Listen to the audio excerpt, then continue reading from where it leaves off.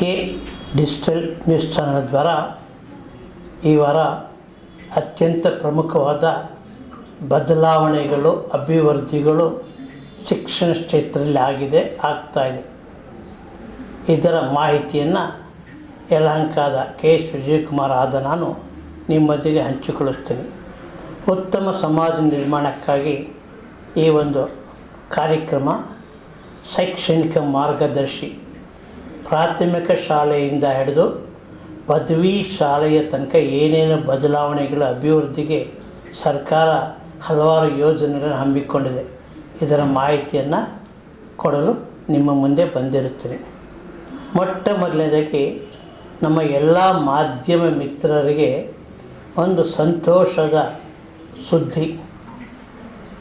ಸಾಮಾನ್ಯ ಮಾಧ್ಯಮದಲ್ಲಿ ಕೆಲಸ ಮಾಡ್ತಕ್ಕಂಥ ಎಲ್ಲ ಸಿಬ್ಬಂದಿಗಳಿಗೆ, ಎಲ್ಲ ಸುದ್ದಿ ಮಾಧ್ಯಮದ ಪತ್ರಕರ್ತರಿಗೆ ಮತ್ತು ಕಚೇರಿ ಸಿಬ್ಬಂದಿಗೆ ಆರೋಗ್ಯ ಸಂಜೀವಿನಿಯನ್ನು ವಿಸ್ತರಿಸಲು ಕರ್ನಾಟಕ ಕಾರ್ಯನಿರತರ ಪತ್ರಕರ್ತರ ಸಂಘ, ಅದರ ಅಧ್ಯಕ್ಷರಾದ ಶಿವಾನಂದ ತಗಡೂರವರು ಮುಖ್ಯಮಂತ್ರಿಗಳಿಗೆ ಒಂದು ಒತ್ತಾಯವನ್ನು ಮಾಡಿದ್ದಾರೆ.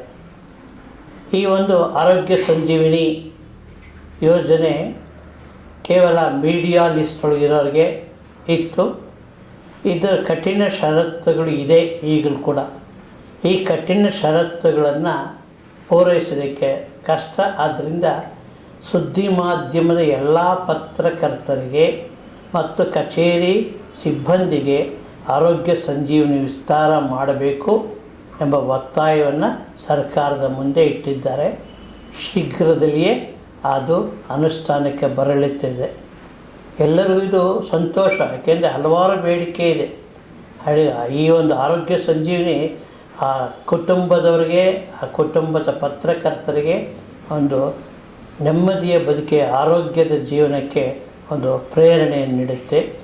ಸರ್ಕಾರ ಈ ಬಗ್ಗೆ ಕೂಡಲೇ ಆದೇಶವನ್ನು ಹೊರಡಿಸಬೇಕಾಗಿ ಪ್ರಾರ್ಥನೆ. ಮತ್ತು ಶಿಕ್ಷಣದಲ್ಲಿ ಬದಲಾವಣೆಗಳಾಗ್ತದೆ. ಸಾಮಾನ್ಯವಾಗಿ ನಮ್ಮ ರಾಜ್ಯದಲ್ಲಿ 1ನೇ ತರಗತಿಯಿಂದಲೇ NCERT ಟೆಕ್ಸ್ಟ್ ಬುಕ್ ಪಠ್ಯಪುಸ್ತಕವನ್ನು ತರೋದಕ್ಕೆ ಸರ್ಕಾರ ಉದ್ದೇಶಿಸಿದೆ. ಗುಣಮಟ್ಟದ ಶಿಕ್ಷಣವನ್ನು ನೀಡುವುದಕ್ಕೋಸ್ಕರ ರಾಜ್ಯದಲ್ಲಿ 1ನೇ ತರಗತಿಯಿಂದ NCERT ಪಠ್ಯಪುಸ್ತಕ ತರಲು ಉದ್ದೇಶಿಸಿದೆ. ಈಗಾಗಲೇ 23 ರಾಜ್ಯಗಳಲ್ಲಿ ಭಾರತದ ಈ NCERT ಪಠ್ಯ ಬೋಧನೆ ಮಾಡ್ತಾ ಇದ್ದಾರೆ. ಅದೇ ರೀತಿ ನಮ್ಮಲ್ಲಿ ಕೂಡ ಗುಣಮಟ್ಟ ಶಿಕ್ಷಣ ಮಕ್ಕಳಿಗೆ ಬೇಕು ಅನ್ನುವ ಕಾರಣಕ್ಕೆ ಇದರ ಒಂದು ಸಿದ್ಧತೆಯನ್ನು ಸರ್ಕಾರ ಮಾಡಿಕೊಳ್ತಾ ಇದೆ. ಮತ್ತೊಂದನೇದಾಗಿ ಉದಾಹರಣೆಗೆ ಈ ನಮ್ಮಲ್ಲಿ ಹಾಸ್ಟೆಲ್ಗಳ ವಸತಿ ಸೌಕರ್ಯವಿದೆ. ಹಿಂದುಳಿದ ವರ್ಗಗಳ ಇಲಾಖೆಯೇ ವಸತಿ ಸೌಕರ್ಯವನ್ನು, ಹಾಸ್ಟೆಲ್ ಸೌಕರ್ಯ ನೀಡಿದೆ. ಆಗಸ್ಟ್ 14 ಒಳಗಡೆ ವಿದ್ಯಾರ್ಥಿಗಳು ಈ ಹಾಸ್ಟೆಲ್ ಪ್ರವೇಶವನ್ನು ಪಡೆಯಬಹುದು. ಪದವಿ, ಮೆಟ್ರಿಕ್ ನಂತರ ಯಾರು ಓದ್ತಾ ಇದ್ದಾರೆ ಪದವಿ ವಿದ್ಯಾರ್ಥಿಗಳಿಗೆ ಈ ಒಂದು ಸೌಕರ್ಯ ಇದೆ. ಪ್ರತಿಯೊಬ್ಬರೂ ಇದನ್ನು ಪಡೆಯೋದಕ್ಕೆ ಆಗಸ್ಟ್ 14 ಕೊನೆಯ ದಿನಾಂಕವಾಗಿದೆ. ಮತ್ತೊಂದು ವಿಶೇಷ ಅಂದರೆ ನಮ್ಮ ರಾಜ್ಯದಲ್ಲಿ ಸುಮಾರು ಈ LKG ಮಕ್ಕಳಿಗೆ, ಪೂರ್ವ ಪ್ರಾಥಮಿಕ ಶಾಲೆಯ ಮಕ್ಕಳಿಗೆ ಒಂದು ಗುಣಾತ್ಮಕ ಶಿಕ್ಷಣ. ಏಕೆಂದರೆ ನಮ್ಮಲ್ಲಿ ಒಂದು ವರದಿ ಬಂತು, 6ನೇ ತರಗತಿ ತನಕ ಮಕ್ಕಳಿಗೆ ಅಕ್ಷರವನ್ನು ಕಂಡುಹಿಡಿಯೋಕ್ಕಾಗಲ್ಲ, ಗಣಿತ ಗುಣಾಕಾರ ಮಗ್ಗಿ ಬರಲ್ಲ ಅಂತ. 10% ತರಗತಿಯ ಮಕ್ಕಳಿಗೆ 6ನೇ ತರಗತಿಯಲ್ಲಿ ಈ ಮಗ್ಗಿ ಮತ್ತು ಅಕ್ಷರ ಜ್ಞಾನ ಕಡಿಮೆ ಇದೆ ಅಂತ. ಈ ಕಾರಣಕ್ಕಾಗಿ ನಮ್ಮ DSRT ಶಿಕ್ಷಣ ಇಲಾಖೆಯು ಒಂದು ನೂತನವಾದ ಒಂದು ಪಠ್ಯ ಪುಸ್ತಕವನ್ನು ರಚನೆ ಮಾಡಿದೆ. ಪೂರ್ವ ಪ್ರಾಥಮಿಕ ಶಾಲೆಗಳಲ್ಲಿ ಗಣಿತ, ಗಣಕ ಮತ್ತು ಅಕ್ಷರಗಳನ್ನು ಗುರುತಿಸುವುದಕ್ಕಾಗಿ ಒಂದು ಪೋಷಕರು, ಪಾಲಕರು, ಅಧಿಕಾರಿಗಳು ಈ ಪುಸ್ತಕ ತಯಾರಿಕೆಯಲ್ಲಿದ್ದಾರೆ. ಇದನ್ನು ತನ್ನ ವೆಬ್ಸೈಟ್ನಲ್ಲಿ ಅಳವಡಿಸಿದ್ದಾರೆ. ಯಾರು ಆಕ್ಷೇಪಣೆ, ಸಲಹೆ, ಸೂಚನೆ ಇದ್ದರೆ DSRTC ವೆಬ್ಸೈಟ್ಗೆ ಹೋಗ್ಬೋದು. ಈ ಒಂದು ನೂತನ ಪ್ರಯೋಗ ಎಲ್ಲರಿಗೂ ತುಂಬ ಚೆನ್ನಾಗಿದೆ. ಮಕ್ಕಳಿಗೆ ಕಲಿಕೆಗೆ, ಕಲಿಕಾ ವರ್ಧನೆಗೆ ತುಂಬ ಆಕರ್ಷಕವಾದ ರೀತಿಯಲ್ಲಿ ಈ ಪಠ್ಯಪುಸ್ತಕ ರಚನೆ ಆಗಿದೆ. ಮಕ್ಕಳಿಗೆ ಸಂತೋಷಕರವಾಗಿ ಪಠ್ಯಪುಸ್ತಕವನ್ನು ಕಲಿತಕ್ಕಂಥಕ್ಕೆ ಅವಕಾಶವಿದೆ. ನಮ್ಮಲ್ಲಿ ಉನ್ನತ ಶಿಕ್ಷಣ ಅಭಿವೃದ್ಧಿಗೆ 2600 ಕೋಟಿ ರುಗಳು ಬ್ಯಾಂಕ್ ಸಾಲ ನೀಡಲು ಒಪ್ಪಿಕೊಂಡಿದೆ. ಏಷ್ಯಾಡ್ ಡೆವಲಪ್ಮೆಂಟ್ ಬ್ಯಾಂಕ್ ಇದು ರಾಜ್ಯದ ಉನ್ನತ ಶಿಕ್ಷಣಕ್ಕೆ 2600 ಕೋಟಿಗಳ ಹಣವನ್ನು ಸಾಲವಾಗಿ ನೀಡ್ತದೆ. 50 ಮಾದರಿ ಕಾಲೇಜುಗಳ ಸ್ಥಾಪನೆ ಆಗ್ತದೆ. 2000 ಕೋಟಿಗಳು ರಾಜ್ಯದ ಪ್ರಾಥಮಿಕ ಪ್ರೌಢ ಶಿಕ್ಷಣಕ್ಕೆ ಶಾಲಾ ಶಿಕ್ಷಣ ಇಲಾಖೆಗೆ ನೀಡಿದೆ. KPSC ಶಾಲೆ ಇದರ ಅಭಿವೃದ್ಧಿಗೆ ಇದನ್ನು ಬಳಸಿಕೊಳ್ಳಲು. ಸೊ ಹೀಗೆ ಒಂದು ಪ್ರಗತಿ ಶಿಕ್ಷಣದ ಮೂಲಕ ಆಗ್ತದೆ. ವಿಕಸಿತ ಭಾರತಕ್ಕಾಗಿ ಮತ್ತು ಶಿಕ್ಷಣದ ಒಂದು ಶಕ್ತಿ ವರ್ಧನೆಗಾಗಿ ಉತ್ತಮ ಸಮಾಜಕ್ಕೆ ಶಿಕ್ಷಣಕ್ಕೆ ಅಡಿಪಾಯವನ್ನು ರಾಜ್ಯ ಸರ್ಕಾರ ಹಾಕ್ತಾಯಿದೆ. ಮತ್ತೊಂದು ನಮ್ಮಲ್ಲಿ ಇತ್ತೀಚೆಗೆ ತುಂಬ ಗೊಂದಲ ಆಗ್ತಾಯಿದೆ. ತ್ರಿಭಾಷಾ ಸೂತ್ರ ಬೇಕಾ, ದ್ವಿಭಾಷಾ ಸೂತ್ರ ಬೇಕಂತ ಹಲವಾರು ಸಂಘ ಸಂಸ್ಥೆಗಳು, ನಮ್ಮ ಕನ್ನಡ ಸಾಹಿತ್ಯ ಪರಿಷತ್ ಮತ್ತು ಕನ್ನಡ ರಕ್ಷಣಾ ವೇದಿಕೆಯವರು ಮತ್ತು ಮುಖ್ಯಮಂತ್ರಿಗಳು ಸಹಿತ ಮತ್ತು ನಮ್ಮ ಕನ್ನಡ ಅಭಿವೃದ್ಧಿ ಪ್ರಾಧಿಕಾರದ ಅಧ್ಯಕ್ಷರು ದ್ವಿಭಾಷಾ ಶಿಕ್ಷಣ ಬೇಕು ಅಂತ ಒಂದು ಹೋರಾಟ ಚಳವಳಿ ಮಾಡ್ತಾ ಇದ್ದಾರೆ. ನಮ್ಮ ರಾಜ್ಯದಲ್ಲಿ 45% ಮಾತ್ರ ಕನ್ನಡಿಗರಿದ್ದಾರೆ. ಮತ್ತೊಮ್ಮೆ ರಾಜ್ಯದಲ್ಲಿ ಕನ್ನಡಿಗರ ಸಂಖ್ಯೆ 45% ಮಾತ್ರ. 55% ಇತರ ಭಾಷಿಕರು ಇದ್ದಾರೆ. ರಾಜ್ಯದಲ್ಲಿ ಕೇಂದ್ರೀಯ ಶಾಲೆಗಳಿದೆ, ಮಿಲಿಟರಿ ಶಾಲೆ ಇದೆ, ಸೇನಾ ಶಾಲೆಗಳಿದೆ. ಇಲ್ಲಿ ತ್ರಿಭಾಷಾ ಸೂತ್ರವನ್ನು ಕಲಿಸ್ತಾ ಇದ್ದಾರೆ.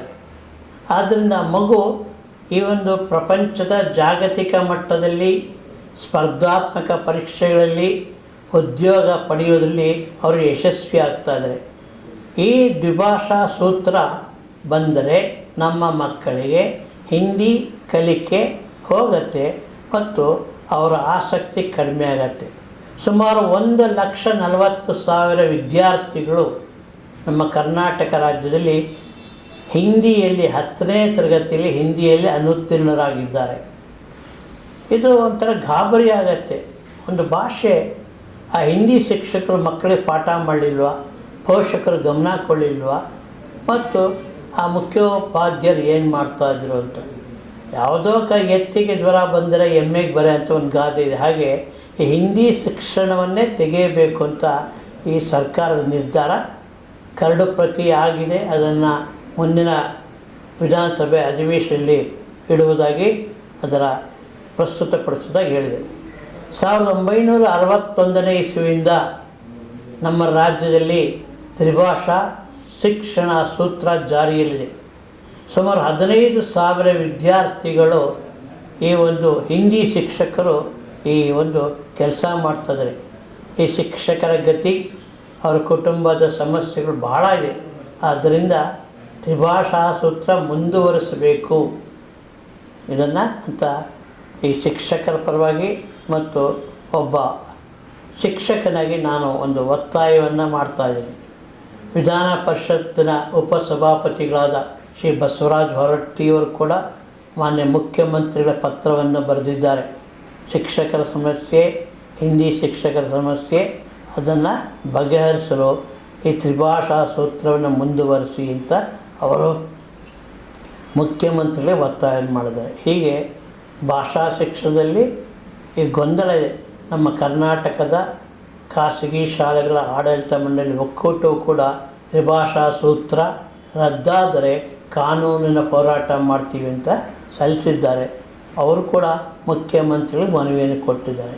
ಹೀಗೆ ಭಾಷಾ ಶಿಕ್ಷಣ ರಾಜಕೀಯ ಪ್ರೇರಿತವಾಗಬಾರದು ಅಂತ ಮನವಿ ಮಾಡ್ಕೊತೇನೆ. ಮತ್ತೊಂದು ವಿಷಯ, ನಮ್ಮ ರಾಜ್ಯದಲ್ಲಿ ಈ ಒಂದು ಶಿಕ್ಷಣದಲ್ಲಿ ಒಂದು ಹೊಸ ಕ್ರಾಂತಿ ಆಗ್ತಾಯಿದೆ. ಏನಪ್ಪ ಅಂದರೆ, ರಾಜ್ಯದಲ್ಲಿ ಇತ್ತೀಚೆಗೆ ಮಳೆಗಾಲ ಬರ್ತದೆ, ಹಳೆ ಶಾಲೆಗಳಿದೆ, ಹಳೆ ಕಟ್ಟಡಗಳಿದೆ, ಅದು ದುರಸ್ತಿಯಲ್ಲಿದೆ ಮತ್ತು ಶಿಥಿಲಾವಸ್ಥೆಯಲ್ಲಿದೆ. ಆದ್ದರಿಂದ ಇಂಥ ಶಾಲೆಗಳ ಒಂದು ಕಟ್ಟಡದ ಗುಣಮಟ್ಟವನ್ನು ಪರೀಕ್ಷಿಸೋದಕ್ಕೆ ಸರ್ಕಾರ ಒಂದು ಕಟ್ಟಡ ಸುರಕ್ಷತಾ ಪ್ರಮಾಣ ಪತ್ರ ಅಂತ ಕೊಡ್ತಾರೆ. ಲೋಕೋಪಯೋಗಿಯ ಅಧಿಕಾರಿಗಳು, ಆ ಒಂದು ಇಂಜಿನಿಯರ್ಸ್ ಅವರು ಈ ಕಟ್ಟಡ ಸುರಕ್ಷತಾ ಪ್ರಮಾಣವನ್ನು ಕೊಡ್ತಾರೆ. ದುರಸ್ತಿ ಆಗಬೇಕಾದರೆ ದುರಸ್ತಿಗೆ ಬೇಕಾದ ಅನುದಾನವನ್ನು ಸರ್ಕಾರ ಬಿಡುಗಡೆ ಮಾಡಿದೆ. ತಾಲೂಕು ಪಂಚಾಯಿತಿಯಲ್ಲಿ ಸಿಗತ್ತೆ, ಜಿಲ್ಲಾ ಪಂಚಾಯಿತಿಗಳಿಗೆ ಸಿಗತ್ತೆ, ಮತ್ತು ವಿಪತ್ತು ನಿರ್ವಹಣಾ ನಿಧಿ ಅಂತ ಇದೆ, ಮತ್ತು ತಾತ್ಕಾಲಿಕ ಪರಿಹಾರ ನಿಧಿ ಅಂತ ಇದೆ. ಆ ನಿಧಿಯ ಮೂಲಕ ಶಾಲೆಯ ಕಟ್ಟಡಗಳ ದುರಸ್ತಿಯನ್ನು ಮಾಡ್ಕೋಬೋದು. ಅದರ ಮುಖ್ಯಸ್ಥರು, ಆ ಸಂಬಂಧಪಟ್ಟ ಕ್ಷೇತ್ರ ಶಿಕ್ಷಣಾಧಿಕಾರಿಗಳು ಮುತುವರ್ಜಿ ವಹಿಸಿ ಈ ಕಟ್ಟಡದ ಪ್ರಮಾಣಪತ್ರ, ಸುರಕ್ಷತಾ ಪ್ರಮಾಣಪತ್ರ ಪಡೀಲೇಬೇಕು. ಪ್ರತಿಯೊಂದು ಶಾಲೆಯೂ ಕೂಡ ಮಕ್ಕಳ ಹಿತದೃಷ್ಟಿಯಿಂದ, ಮಕ್ಕಳ ಭದ್ರತೆಗಾಗಿ ಈ ಒಂದು ಕಟ್ಟಡ ಸುರಕ್ಷತಾ ಪ್ರಮಾಣ ಕಡ್ಡಾಯ ಮಾಡಿದ್ದಾರೆ. ಇದನ್ನು ಬಳಸ್ಕೋಬೋದು. ಮುಂದಿನ ಭಾಗದಲ್ಲಿ ಇದು ಈವರೆಗಿನ ಸುದ್ದಿಗಳು. ಮತ್ತಷ್ಟು ಸುದ್ದಿಗಳಿಗಾಗಿ ನೋಡ್ತಾ ಇರಿ ವಿಕೆ ಡಿಜಿಟಲ್ ನ್ಯೂಸ್. ವೀಕ್ಷಕರೇ, ವಿಕೆ ಡಿಜಿಟಲ್ ನ್ಯೂಸ್ ಯೂಟ್ಯೂಬ್ ಚಾನಲ್ ಅನ್ನು ಲೈಕ್ ಮಾಡಿ, ಸಬ್ಸ್ಕ್ರೈಬ್ ಮಾಡಿ ಮತ್ತು ಹೆಚ್ಚಿನ ಜನರಿಗೆ ಶೇರ್ ಮಾಡಿ.